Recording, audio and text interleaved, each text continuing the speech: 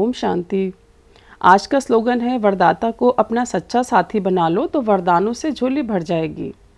साथी का अर्थ होता है जो सदा साथ रहे, सदा साथ रहने वाला, जो हर सुख दुख में हमें साथ दे, वो साथी।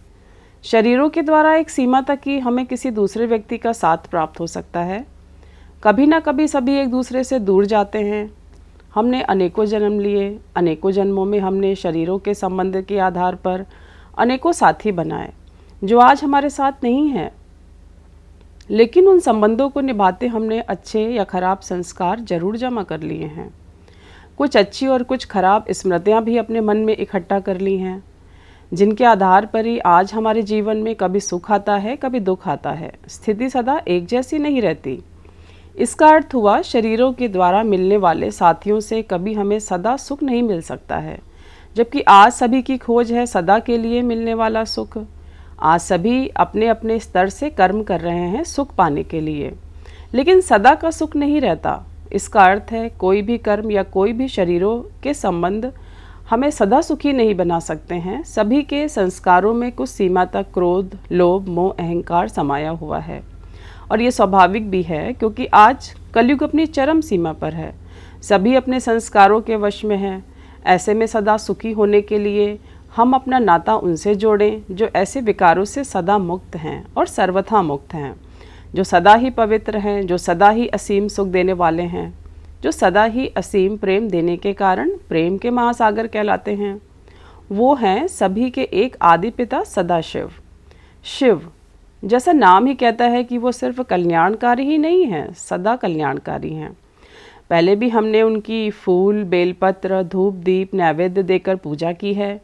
अब उनसे एक नया संबंध बनाएं, उनको अपना पिता जाने, और जैसे पिता की आज्ञा मानना बच्चों का कर्तव्य होता है, वैसे ही हम उनकी बातों को अपने जीवन में धारण करके उनके आज्ञाकारी बने।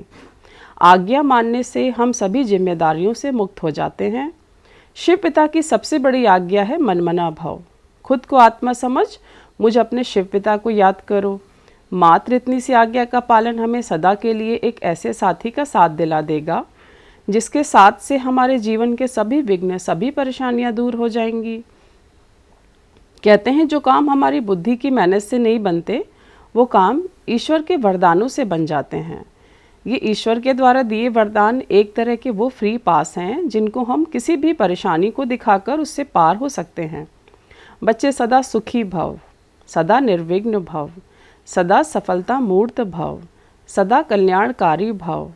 ऐसे अनेकों वरदान ईश्वर के द्वारा उनके बच्चों को उपलब्ध हैं, जिनको प्राप्त करने का माध्यम है याद या ध्यान। ध्यान और कुछ नहीं, केवल ईश्वर की याद है। जो ईश्वर का ध्यान करते हैं, ईश्वर उनका ध्यान रखते हैं।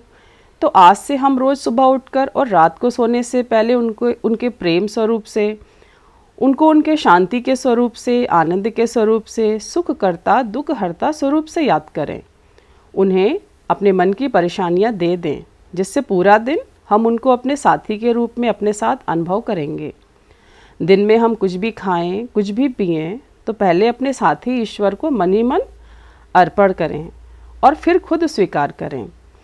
अपने बिजी शेड्यूल में हम हर 1 या 2 घंटे में 1 मिनट के लिए या कुछ सेकंड के लिए अपने मन में दोहराएं कि शांति के दाता, सुख के दाता शिव पिता मेरे साथ हैं, मेरे सारे काम सफल हैं। बस इतनी सी याद हमारे जीवन की अनेकों फरियादों से हमें मुक्त बना देगी।